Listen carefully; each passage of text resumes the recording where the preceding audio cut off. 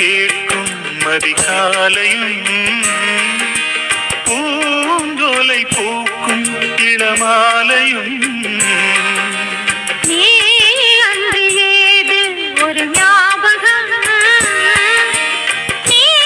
பேசும் பேச்சு மண்வாசகம் உள்ளமெனும் வீடெங்கும்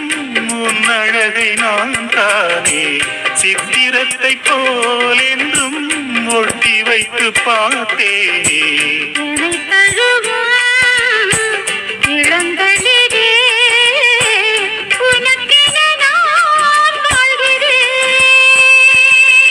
மலரே